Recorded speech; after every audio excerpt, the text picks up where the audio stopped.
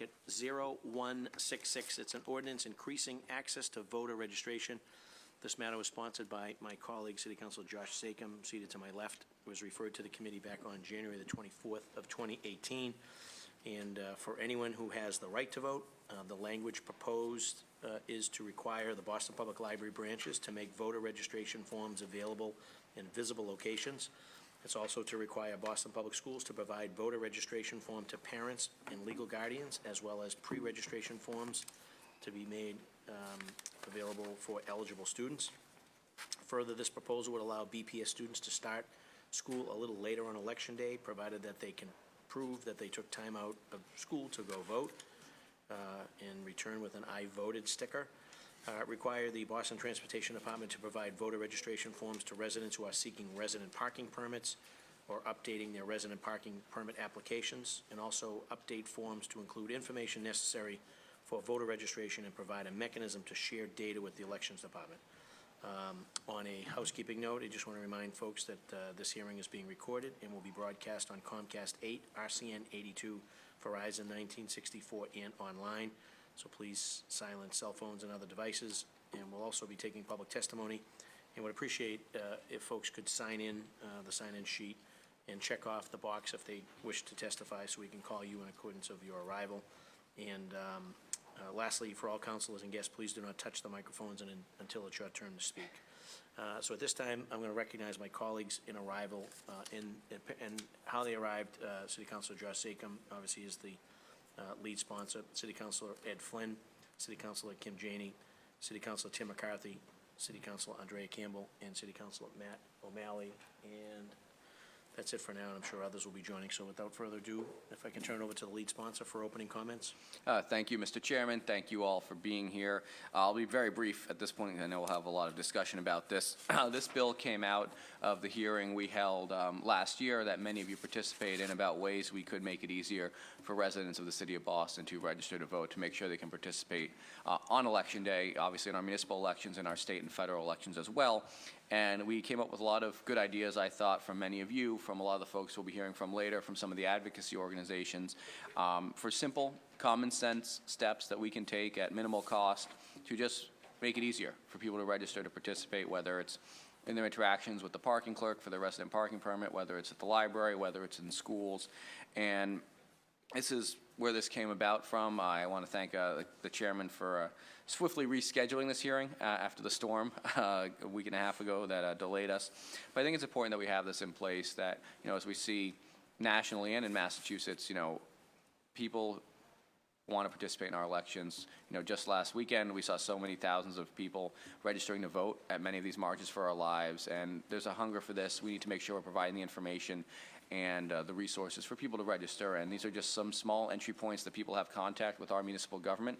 That is an easy opportunity to do this, so I look forward to hearing your thoughts, and I want to thank my colleagues for being here, for participating, and look forward to getting some feedback on this, both from our panelists from the administration, from many of the activists who will be speaking next, and getting some legislation hammered out and before the council and then to the mayor in the coming months. Thank you. Very good. Any of my other colleagues have any initial opening comments this time? Councilor Andrea Campbell, Councilor Janey, as we arrived. First, I would just say thank you to you, Mr. Chairman, and to Councilor Zakem for sponsoring this important piece of legislation. Voting is a fundamental right. I grew up in a household where we voted together as a family, so as a young adult, it was kind of a big deal to kind of go with my grandmother, go with aunts and uncles, bring my daughter. And when she became of age, making sure that she understood the importance of this. We know that we need to make voting easier for people in the Commonwealth. There's a lot more work that needs to be done, so I'm very grateful for the opportunity to have this hearing. Grateful for the advocates that are here today and the work that they do. This is something that has been important to me throughout my adulthood, in the sense that I've served on the board of directors for Mass Vote, and certainly appreciate all of the work that you do. And so I'm just looking forward to hearing the great ideas and comments from not only my colleagues, but people on the panel. So thank you. Any other colleagues wishing at this time? Council President Andrea Campbell. Thank you, Councilor Flaherty. I just quickly wanted to thank Councilor Zakem for continuing to push on this issue, but particularly taking the hearing and turning into some action steps. And I agree. I think they are small entry points, and I fully support them. And we'll review the recording of this because I have to actually cut out for another meeting. But I wanted to thank you guys for being here, and thank you for not just Commissioner Irish for being here from Elections Department, but also across different departments to talk about being able to do this. I think there's always more that we can do, but what's important is what can we do within the authority that we have at the local level. So thank you guys for your commitment. Thank you for the work that you do, especially around early voting. Thank you, Councilor Zakem, for your leadership on this.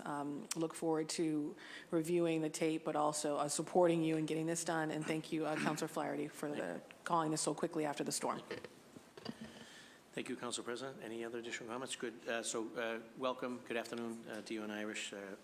Election Commissioner, I know we have a great team of folks here. We see Monica Roberts from BPS, also Anna Fahey Flynn from Library Services, along with Patricia Foley, Director of Neighborhood Services, BPL, and Steve McGuire, Office of the Parking Clerk. So I'll turn it over to you, Dion, for opening comments, and then however you think we should roll from the administration standpoint and then get into Q&A. So welcome. Okay, thank you.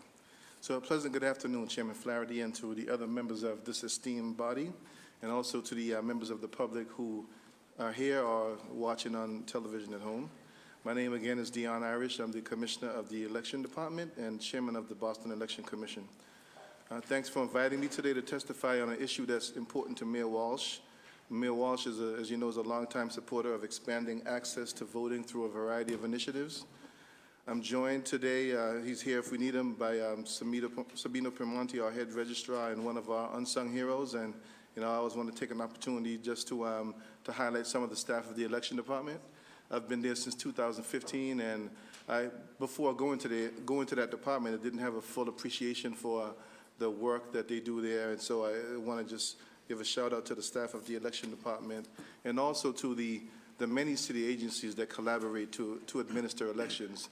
It's unbelievable. Almost every city department has some role in one way or the other in delivering or helping to deliver democracy.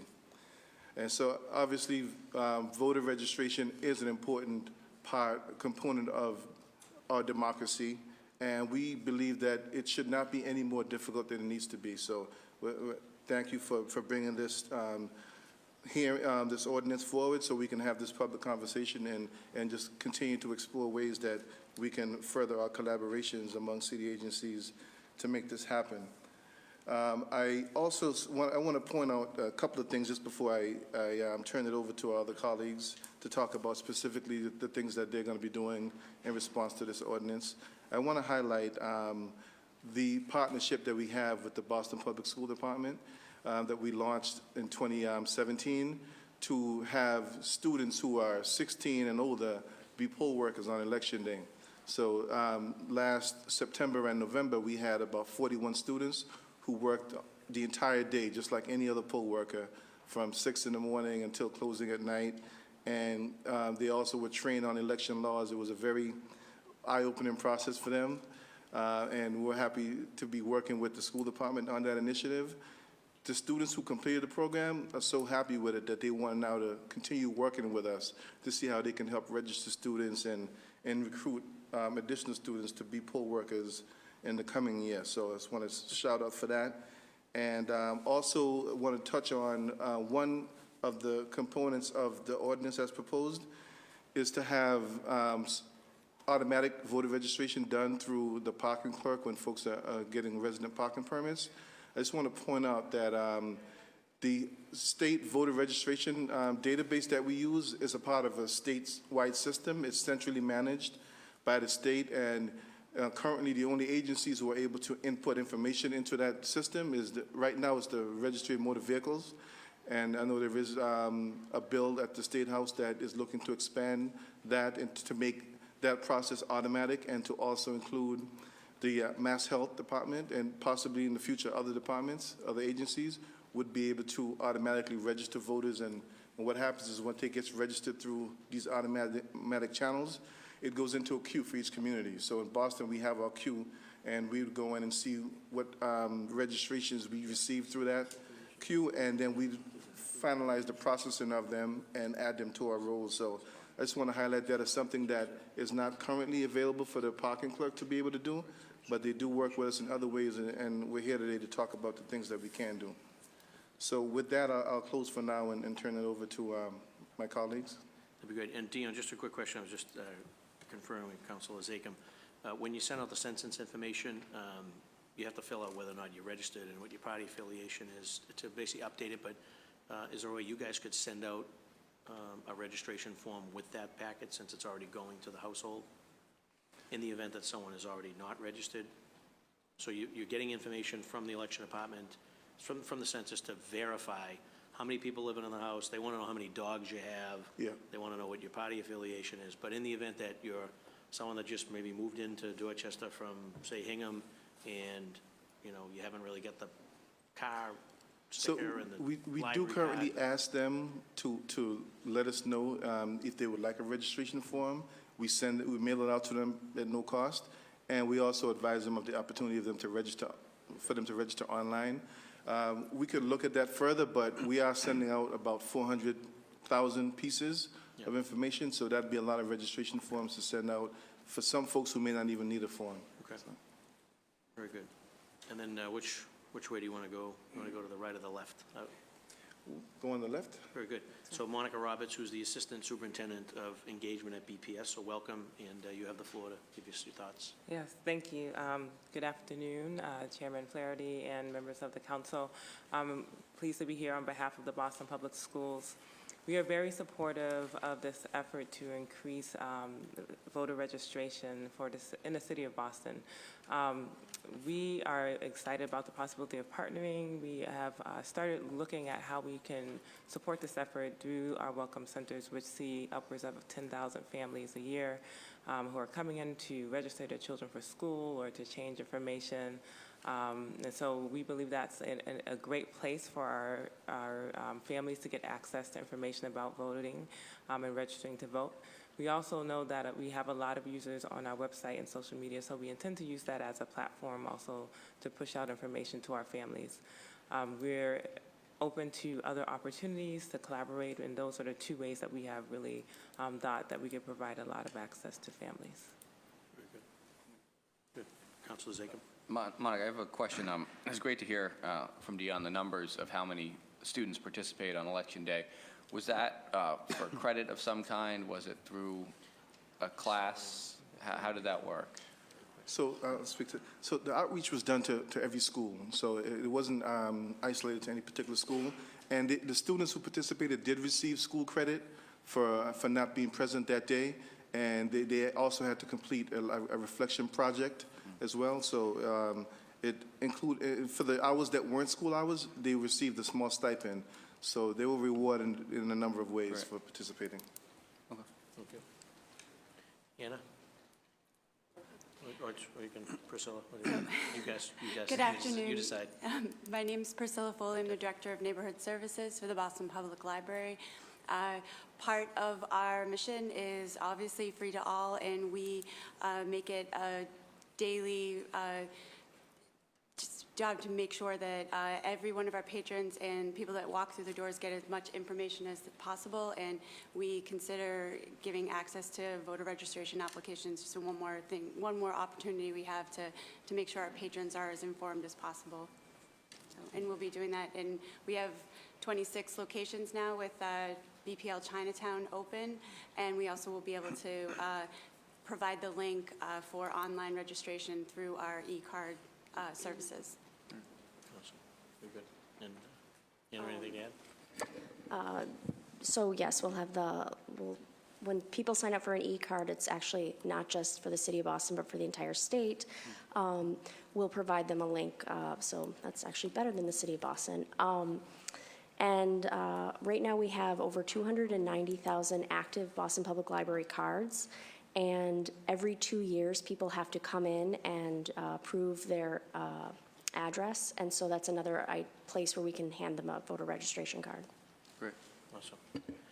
And then Steve McGuire, Office of the Parking Clerk, how nifty is it? You can come in and pay a ticket and you can get registered to vote. Nice. So, Good afternoon.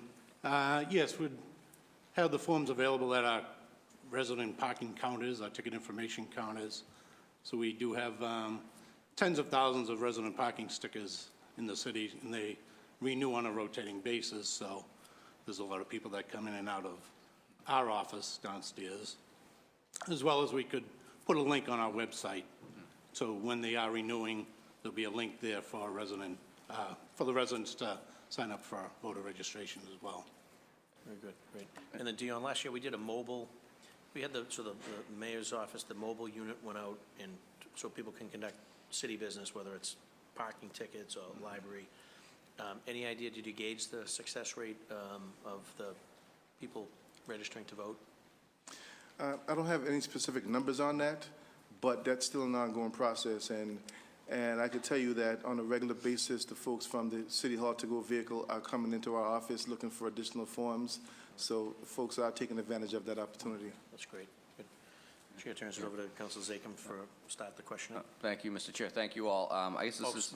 My apologies, we've been joined by our colleague, City Councilor Frank Baker, and City Councilor Anissa Wasabi George, my apologies.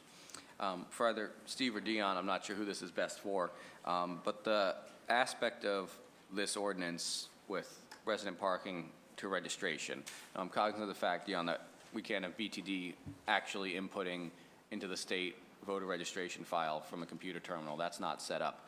But adding the provisions in here to the resident parking application that provides all the necessary information, I mean, even so much as having someone walk the stacks over, at the end of the day from BTD to Elections Department to be submitted. Is that something that's... That would be feasible, sure. Okay. Yeah. So I think that's something that I want to make sure we're able to do that. So Yeah. that's all I've got, but I know my colleagues will probably have some questions, but I I just want wanted to add on to that is we also have, good lines of communication with BTD. And during the peak seasons when we have long lines, we actually establish a table right outside the parking clerk's office so folks can register while in line waiting to process their transactions. I'd like to also use that. I appreciate how willing everyone here is, to work on this, and it seems like we have these shared goals, and I'm optimistic. I'm excited to see this, and I thank you for all your work, and I'll turn it back over, Mr. Chairman. Very good. Chair, next Councilor Ed Flynn, any questions of the panel at this time? Thank you, Mr. Chairman. I just have a couple questions for the Commissioner. I know voting is a sacred right. I can remember as a young person on active duty trying to request an absentee ballot while in the military on USS Enterprise and off the coast of Iraq or other locations, and sometimes the ballot would come in and sometimes it wouldn't come in, and it could be frustrating when the ballot didn't come in. But do you have any plans, long-term plans, to make it easier for veterans that are deployed to give them an opportunity to weigh in on voting, especially being overseas? There's technology issues, the mail's the problem. What can we also do to make sure that those that are serving on active duty have the opportunity to vote? Yeah. So thank you for asking the question. That's extremely important to us, and we do everything possible to make that as easy as possible for our veterans and folks who are not geographically able to vote here. I will say that it is a challenge sometimes when we're relying on the Postal Service system as well. And I can tell you there's been times when we've received ballots that should have gone to another community that were clearly labeled for another community. And so we've had to assist in making sure that it got where it should have gone. But I can say that the U.S. Postal Services, they're doing a better job with that. We've had meetings with them and to try to fine-tune their service and ensuring that their folks are highlighting absentee ballots to make sure that they get to us. In addition to that, there is an email process where folks in the military are able to submit their information to us via email. Would they be able to, if they submit it to you via email, can they also vote through email to you? No, we need they need to send a ballot in. I remember just in my own experience, just waiting for a ballot, and I think I got a ballot like 3 months after the election was over. It's very frustrating, especially in remote areas of the world. But how can we make it easier for those that are on active duty in remote areas? You know, we have advanced technology. Can we send them an email attachment with the ballot so that they can send that attachment back to you? Yeah, that would be something that would have to be approved at the state level. And another thing that I know I've heard conversations about is the fact that during state elections, that our primary and our final elections are pretty close. I mean, our primary is going to be September 4th this year, and our final election will be November 4th. So there's a very short window after the primary election to get ballots developed and then printed and to send them abroad. I know in many other states, the primary is held in the spring or much sooner than it is in Massachusetts. I think we're probably one of 4 states who have this particular challenge. So that's a part of it. But all of the changes that would need to be made in terms of having a bigger window between elections, those things would either require state legislation on the state level, or for the city, it'd be like a change in our charter as well. So those are things that are beyond my department. But I do agree that we should do everything that we can to make sure that veterans and other folks who are using the absentee or the Uocava process are able to have exercise their franchise. Do you think we could consider doing some research on what other cities or other states are doing that make it easier for them to assist veterans deployed, giving them access to voting? You know, what's working well across the country with other cities or other states? Absolutely. I can tell you, one of the things that we have come upon is the fact that that short window does have a significant impact, but we're happy to look at any other things. I know that the Postal Service is a challenge, and not to throw them under the bus, but it is real that not everything that we send out always gets where it should go, and vice versa. Okay. But I think for the most part, it works. I mean, the numbers reflect that we have a healthy amount of people who are voting through the absentee process. No, I appreciate your comments.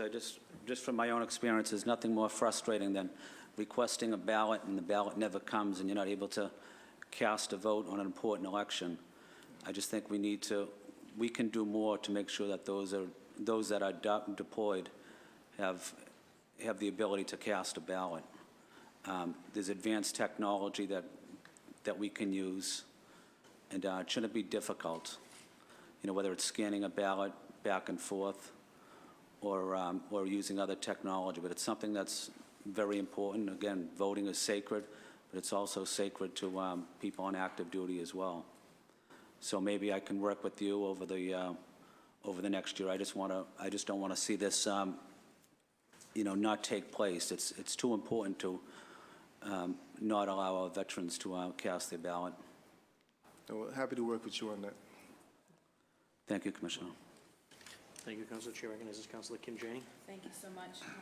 I have questions around equity and how you're making sure that areas in our city that have lower registration rates or lower turnout rates, that families there will have access to voter registration. For example, there are 2 libraries in Roxbury that are closed. So I know part of this is making sure that we have voter registration cards in Roxbury. So the Dudley branch is closed. I believe the Mission Hill branch is closed. What plans are in place to ensure that that is going to be made up somewhere else for residents in that community? Well, as far as the library is concerned, we do have staff that are doing outreach in those areas, and we can once we get the applications, we can have the staff that are doing the outreach and at the bowling building or at Frugal Books in Dudley Square, bringing those applications when they're doing programming in the area. We also have the Dudley's Fellows program, which goes all over Roxbury doing concerts and other programs, and we can make sure that the staff members that are responsible for those have that information with them. So the staff will have the voter registration cards, and it'll be part of their responsibility to bring them wherever they go when they're doing outreach in the community? Is that what? Yes. Okay. And what is in place now, or what could be in place to help residents who don't own cars, who may not be going to the RMV to register? Is that for you, sir? Is there something, I mean, You know, that, or like, what are your Department thoughts on would- that? basically goes around with people that have vehicles registered in their names. So it's parking tickets or resident parking. So I wonder, I guess I have more questions around schools and our young people, so I'll direct them, I guess, to you, Monica. Has the district given any thought to making sure that high school graduates can be automatically registered? Like the headmasters would give list of all the graduates, maybe to the elections department, and they would be automatically registered? Has anyone thought about that? Do you know? So I don't think we've done any work around automatic registration. I know that the elections department does have staff who works with our principals to get the information in the hands of our graduating seniors. And the superintendent asked me this past week to do some work with BSAC on looking at how we might be able to further share information with our graduate students. So we're looking in those ways, but we haven't talked about automatic registration. How many of the young people have taken advantage of the early registration, the pre-registration?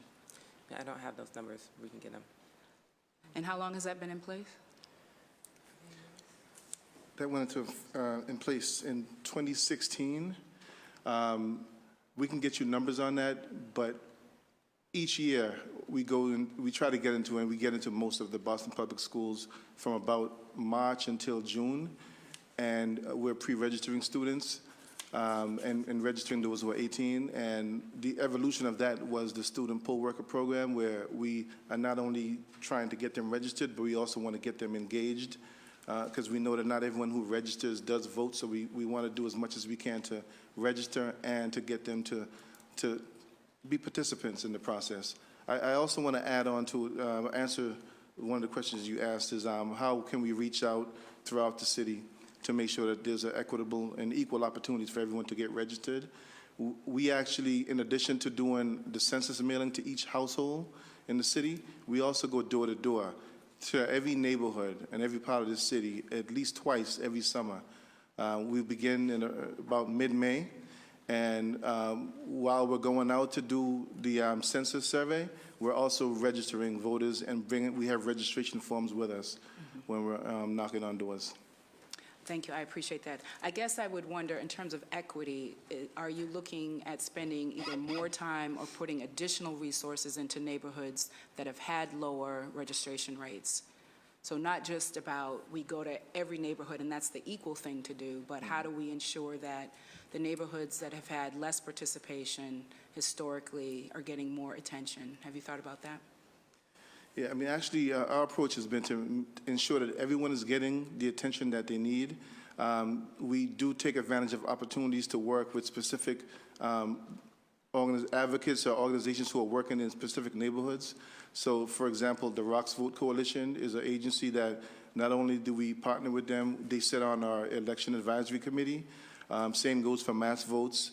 So, you know, we try our best to work with every constituency, whether it be voters with disabilities or in every part of the community. We try to give all of our efforts, as much as our efforts, to every part that we can. Oh, that's wonderful to hear. Thank you.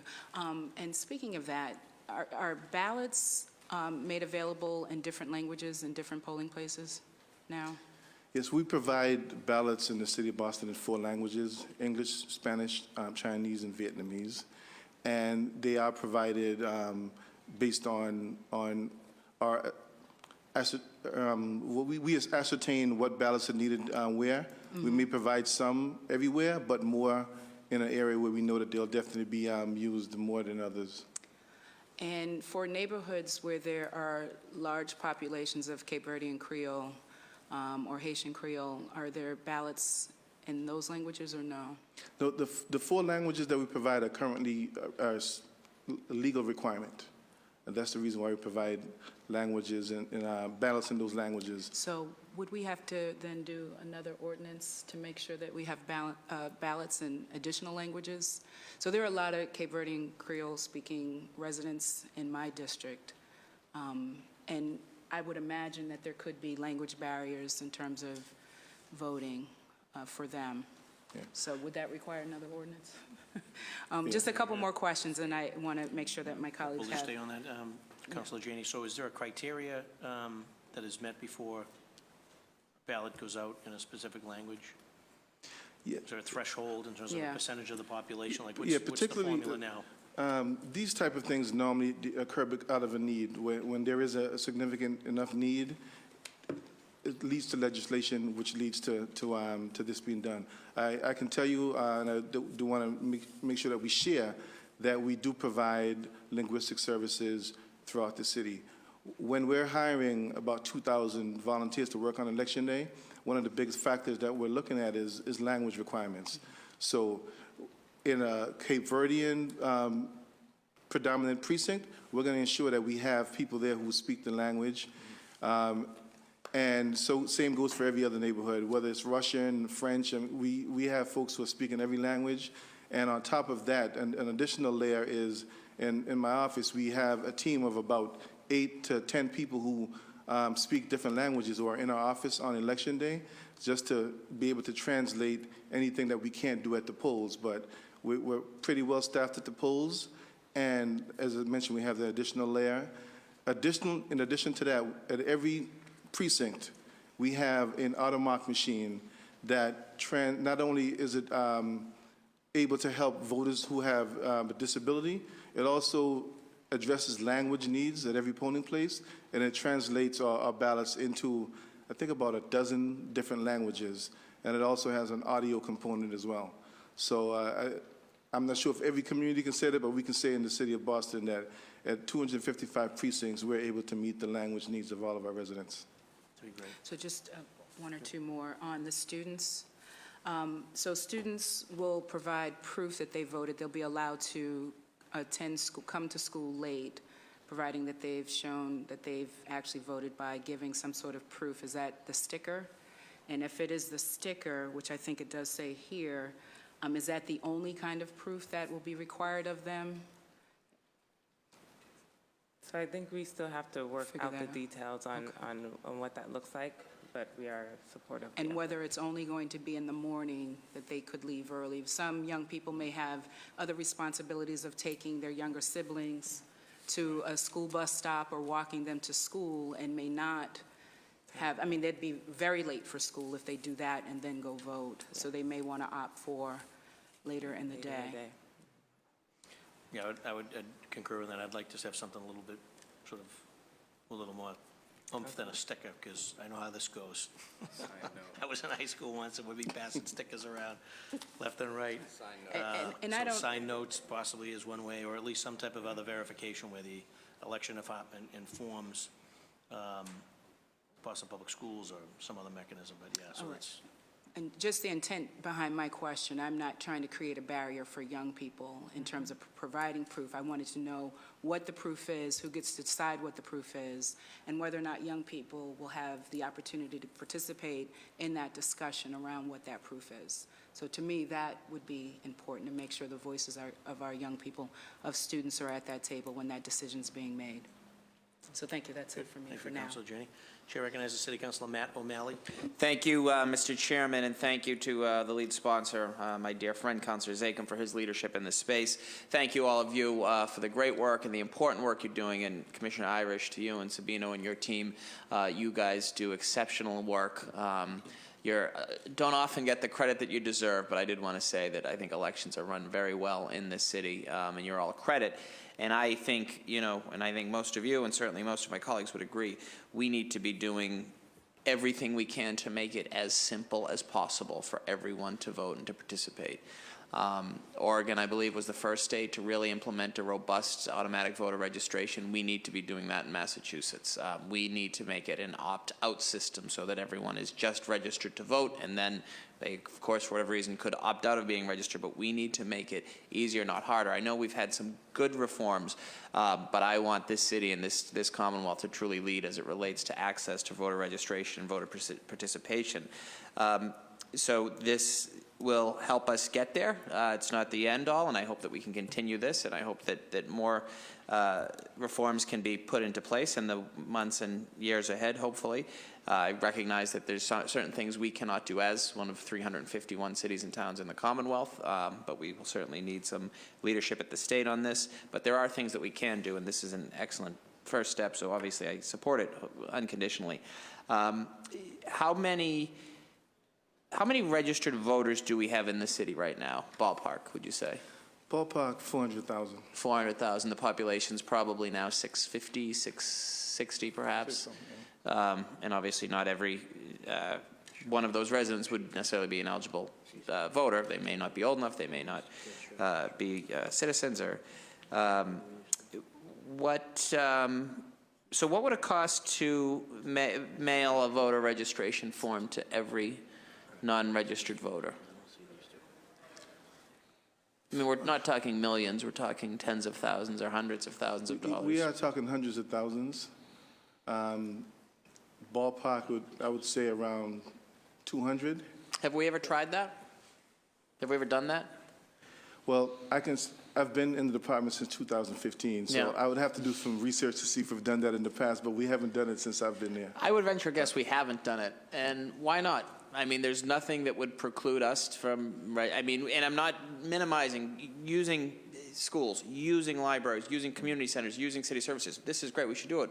But why not? I think in a budget of, a city operating budget of 3.2 or however many $billion, a several $100,000 expenditure could be an innovative way to help grow our voter participation and access to registration. So it's a little off topic, but I think it gets to the heart of what we want to discuss. I think that is something that I will certainly be advocating, during our deliberations of the budget. But, you had mentioned about using the city census perhaps as a way to mail that, and that could be cost prohibitive. I would think it would be even less cost to just mail it with every city. How many city censi do we send out? I think my Latin's right there. Everyone gets one, right? We send it out per household, so it's about 400,000. Okay. So I would think, it would be duplicative clearly, to send everyone a voter registration form, and I pride myself on conserving paper, not wasting it, but I think this could be an opportunity that we just try something that's innovative and strong and robust. So, I just think it could be a way to help get to the goal that I know we all share, which is make it as easy as humanly possible to get people to vote, and then it's incumbent upon us to make sure that they do turn out and vote. I'll say closing, and again, you walk the walk and talk the talk, Councilor Zakem. I was delighted to be with you on Boston Common on Saturday and see you registering voters. That was an incredibly, with Councilor Janey as well, Councilor Savi George, several others. It was an incredibly moving experience, and to see that and see the young people who were so active and interested made it a really successful day. So thank you. No further questions. Thank you. Chair recognizes City Councilor Frank Baker. Thank you, Mr. Chair. First, I have, Matt, some great words there. Duplicative, sensey. Good job. Dion, how are you today? I'm doing well, thank you. Good. And like Councilor O'Malley said, great job with the elections. I think that's more of your job, making sure the elections happen correctly and there's no funny business. More than probably voter registration, but it sounds like you do a lot of voter registration in your department now. Yes, we see it all as our job. We want to not only administer the election, but we want to get folks to register, and we encourage participation. I mean, after all, we're putting a lot of resources into election days, and my staff is thrilled when we have busy elections and our phones are ringing nonstop because there's a high turnout. So you do view voter registration as part of your job and your department's mission? Yes. Oh, okay. Good. And all the census workers, they work for you every year, Dion? Yes. Yeah, and to jump on to Councilor O'Malley again, I think of something that we should be fighting for as a body is very simply in those census envelopes, there should be a voter registration. If the printing department were still open, we could just print them all over there. But that's closed too. No, I appreciate that. So the only interaction that happens on the state level where you can register to vote would be your transactions at the registry, so license or car registration? Automatic registration. Now, there are other interactions with agencies that, who currently register voters, and they send it over to us in paper format. So my comments were relative to having online automatic registration go into the state voter registration database. Is there anything on the city level that when you maybe enter into whatever page you're in that it directs you towards voter registration? I'm not entirely clear on the question. Like, so when you're registering your car, I guess, then they ask you, do you want to register to vote or not? Is there anything on the city level that asks those questions? Or are we not able to because we're not a state? No, actually, no, nothing prevents us from providing people with information and referring them or reminding them that, hey, you should think about registering, not only registering, updating and registration. And we have a lot of people who are moving within the city, and then on election day, if they haven't updated their registration, then it leads to confusion. I know transportation is taking a look to see whether or not they can, look into to add a message to remind folks to register and send them, redirect them to our registration link. And same goes for the Boston Public Library. So there's something that we can certainly do. Yeah, and you can obviously register online, correct? That's correct. Okay.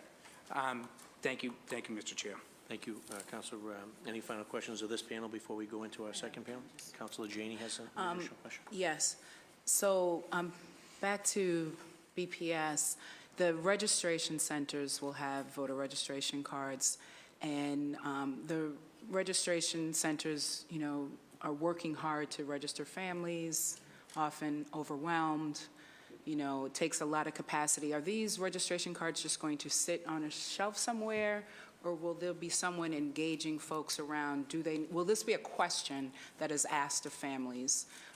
Do they need to register to vote? And I say that because I know firsthand the difficulty that exists already in terms of just, the capacity issues for the registration centers. One of the things that we've been trying to do is to make sure as our families are coming in, there's a waiting period. And so during that time, we leverage that as an opportunity to introduce them to resources and information. I think that's a great opportunity for one of our staff to say, if you haven't registered to vote or if you're not a registered voter, here's information that we'd like to share. Wonderful. And then finally, what about the community centers? And why are they not on the list? Should we, So I can respond. Actually, I just made a note about the community centers to mention that they're not here because they weren't on the list. They're not in the ordinance, but they are one of our partners. And they will. They do register Excellent. students, and they invite us to all of their events to register students. Okay. And families too. Adults. Thank you. Thank you. Thank you, Mr. Thank Chair. you. Good point. So thank you, Dion, and thank you for the entire panel, Monica, Priscilla, Anna, and Steve, for your time and attention to this matter. We're going to go to the second panel now. You're welcome to stick around for a little bit. We got some great guests that have some thoughts and opinions that may be helpful to you guys as you carry out your primary function for the city. So thank you and good afternoon. Thank you. This Thank time, you. I will be here. This time I'm going to ask Cheryl Crawford to come down along with John Drew and Jonathan Cohn. And if you could just make your way right down to the well, if you will, and please be seated directly across. Yeah, we're going to No, we should. Called the Janey Amendment. The Janey Amendment. It's not a sorry, it's just. Janey Amendment. I like it.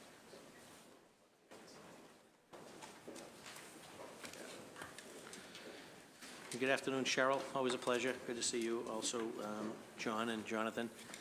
So Cheryl, you have the floor. If you could just introduce yourself and your affiliation for the record and give us your thoughts on this proposed ordinance. Welcome. Okay, great. Thank you.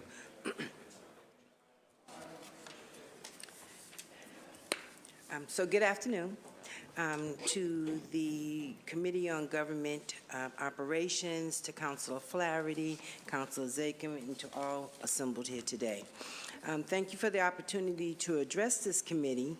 My name is Cheryl Clyburn Crawford. I am the Executive Director of Mass Vote, an organization that works to register, educate, and mobilize voters with a focus on historically underrepresented communities in Massachusetts, especially the rising Massachusetts electorate. I'm here to testify in support of docket number 0166, an ordinance increasing access to voter registration act. Mass Vote also believes the ability for all eligible citizens to participate in elections is a fundamental civil right and a central principle of our democracy.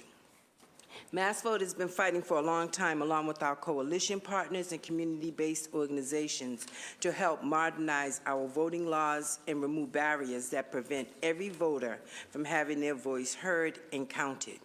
Along with Chelsea Collaborative, we are currently in a battle to remove the voter registration 20-day cutoff, which we believe disenfranchises voters, and the judge ruled unconstitutional. Automatic voter registration is a step in the right direction to removing one more of those barriers that disproportionately affects the most disenfranchised communities. It is our strong belief that automatic voter registration in Massachusetts will increase voter participation and turnout while continuing to modernize our electoral process. It will improve the accuracy and security of our voting rolls while creating a more efficient and reliable voting system that is less costly to Massachusetts in the long run. There are many reasons to support AVR, automatic voter registration, particularly the opt-out piece. We believe that that is central to this whole thing, is making sure that everybody's already on and they have the option to get out. We've already named a couple of the reasons why to support it, but also there are several states that have enacted this reform with favorable results. And finally, we need automatic voter registration now. We have major support in both the House, the Senate, the Massachusetts Town Clerks Association testified and said they were fine with the bill. Lastly, the Secretary of State is not in support of it. And as one who is totally committed to increasing voter and civic participation, I strongly urge you to vote favorably on docket number 0166, an ordinance increasing access to Voter Registration Act. Respectfully submitted, Cheryl Clyburn Crawford. And again, I want to thank you, Councilor Zachem, for all of your efforts towards this. Thank you very much, Cheryl. John Drew, President and CEO of Action for Boston Community Development. Welcome back, John. You have the floor. Good afternoon. My grandmother couldn't vote. Way back when the Constitution was put together, the first vote, white men with 100 acres. We've come a long way, not far enough. I'm here to say that I think everybody who's eligible to vote should be given the opportunity to vote, whether they show up 2 days ahead of time, or 1 hour ahead of time, or 30 days ahead of time. That barrier should be taken down. Like every other barrier that we tried to take down in the past, the barriers of poll tax, the barriers of all the ways people were pushed away from the polls over the years. I'm in church here. I'm in the choir. I'm with everybody.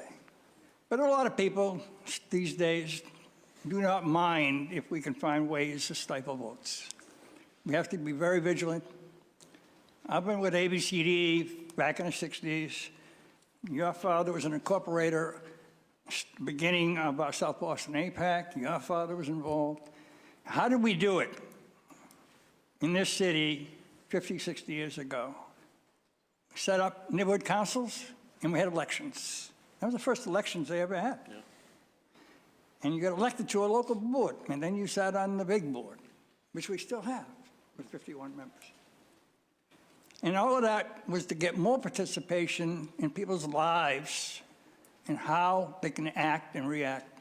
And over the years, I take every opportunity we do, where every one of those youth that comes into our programs year-round or whatever, and say, vote, register, vote. Why? You don't have much else in this country that you can hold that's got power. Too many people did not vote a couple of years ago because they didn't get to register in time. Too many people didn't vote because they didn't see the reason to vote. And maybe what's happening in Washington is not helpful. I was down there last week.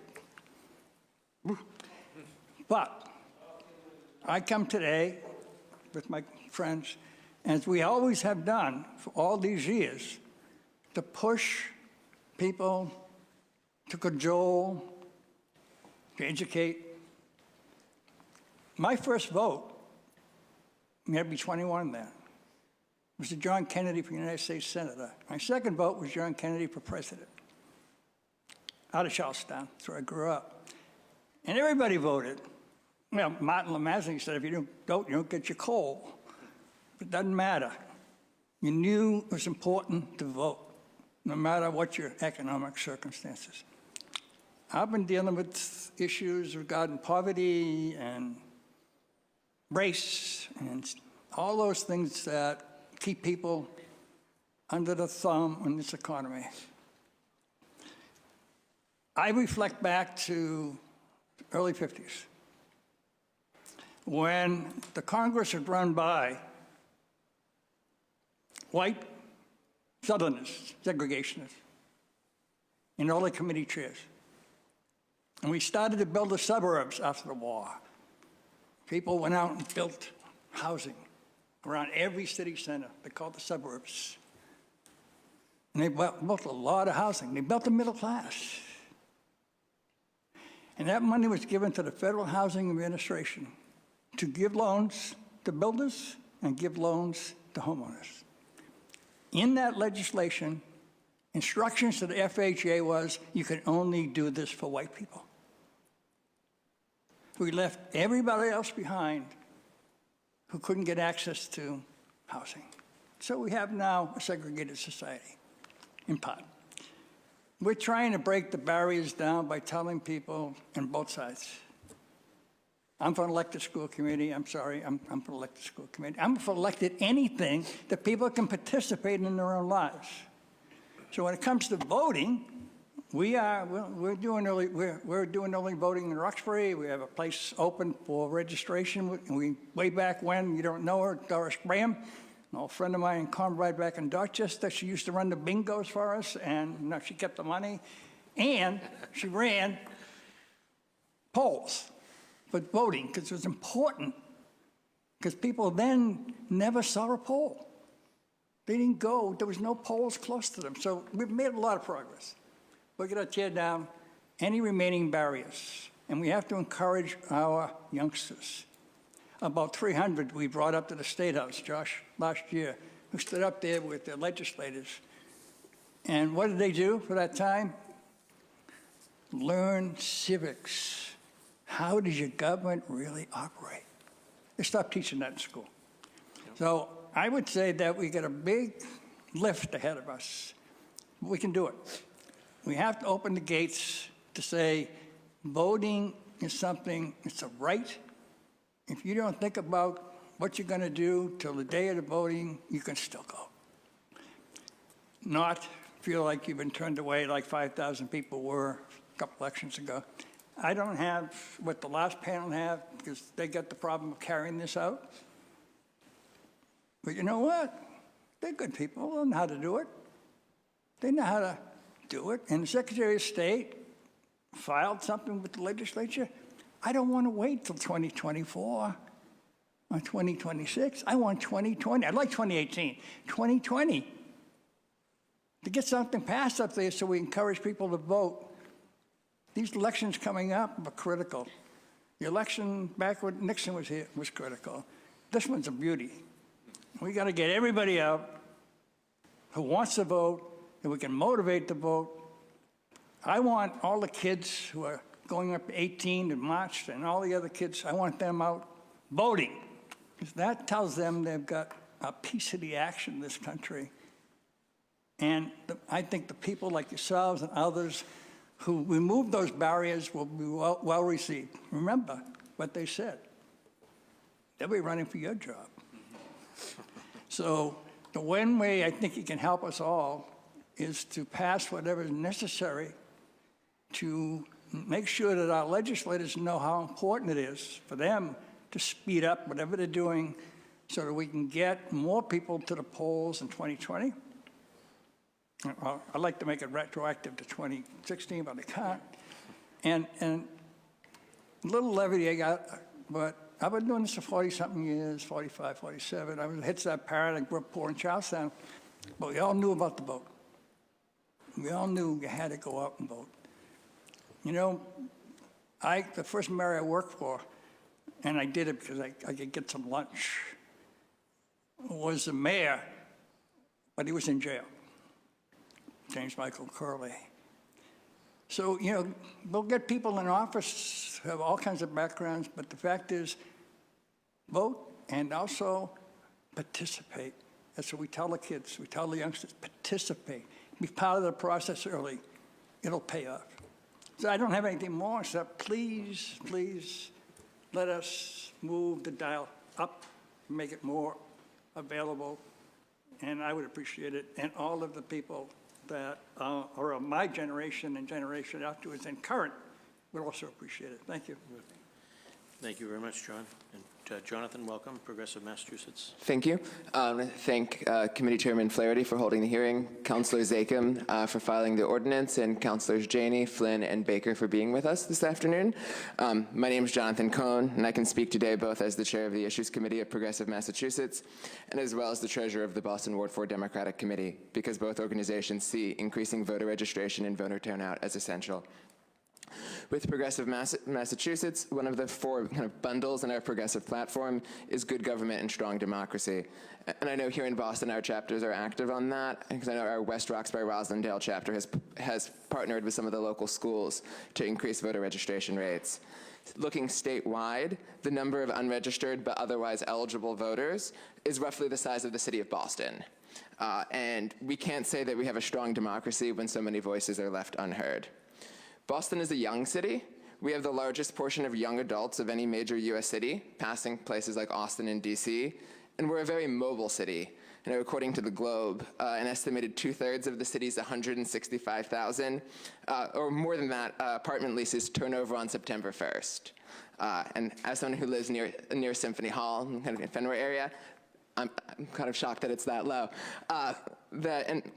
So voter turnout among the millennial generation, so people around my age, a little bit older and younger, is notoriously low.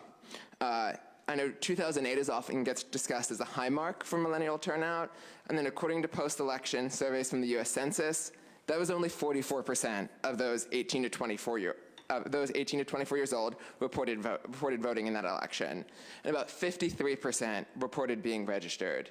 And what's striking is that if you look at it in that context, about 83% of those actually registered did vote. The problem is that it was so few who were actually registered in the first place. Now, there are limits to self-reporting, as we all know, but that trend is consistent across demographics, that a lot of the disparities around, say, generational, racial, income, educational, in voter turnout often have their roots in disparities in registration rates. And when people aren't registered to vote, they are, for the most part, invisible to politicians, at least during the election cycle. Because during that cycle, they won't be asked for their needs, their concerns, their problems, their ideas, and that weakens the democratic process itself. And then we as a city, as well as a state and a country, should be taking all steps possible to increase access to voter registration and to increase engagement in our elections. To the point of the ordinance, when the city is already interfacing with the citizens of Boston and would already get information about their address, we should be promoting registration, which is the first step toward engagement in the community. And insofar as we can have things in an opt-out process instead of opt-in, it makes the whole system more efficient because any study about human psychology will show you that you're going to more likely get people to do things if it's opt-out than opt-in. And we need to engage people in our democracy early on. People's first experiences with voting shape their relationship and attitude toward voting for the rest of their lives. To one point mentioned before, I was just very happy at the march and rally this this weekend to see many people registering new voters to vote, and it's important to make sure that even more of them will get the opportunity to do so. Thank you. Thank you again. Thank you, Jonathan. Just a quick question. You had some interesting stats that of the 165,000 that the leases turn over on September 1st, do you happen to have would you have a demographic breakdown on that? I don't. So this is, I can share the article from the Boston Globe, though, that discussed that. Very good, thank you. Any questions of this panel from my colleague? Thank you, Mr. Chairman. I want to thank all three of you both for being here and for getting us here. I think it's your work and your efforts both here in the city and obviously at the state level. I was proud to lead this council last year in passing a resolution calling on the statewide automatic voter registration bill to pass, and we're excited to see that being reported out of committee and moving forward on it, which would be great, and it would be an important tool to add to this process, and I think it's incumbent upon us. I think Councilor O'Malley said it earlier that what we can do here in city government is create our own systems, put those in place to make sure that when people are interacting with us, they're offered that opportunity. And I will say I think it's due to a lot of your efforts and activism over the years that the administration, the elections department, the transportation department, the school department have been so receptive to this. And I really look forward to working with my colleagues here, the chairman, to get this bill passed and to make sure that we are going to be providing more opportunities for people. So it's not really a question. It's more of a thank you, and I look forward to continuing our work together. Thank you for having us. Appreciate it. Chair recognizes Councilor Ed Flynn. Thank you. Thank you, Mr. Chairman, and thank you, Councilor Zakem, as well, for your leadership on this. And like many of you, I have talked to people in my neighborhood about the importance of voting, and I support giving our young people as much opportunity as we possibly can give them to vote. But I also hope we don't lose focus on people that also gave us the right to vote. Those are our veterans, our disabled, our military families. I think that should be part of the conversation. And I do look forward to working with the city council and with the commissioner as well to see ways where we can make sure that our veterans, military families also enjoy the same rights and access. Access is the key during this period of time, giving them the opportunity to vote. And I thank you for your comments as well. Thank you. Chair recognizes City Councilor Kim Janey.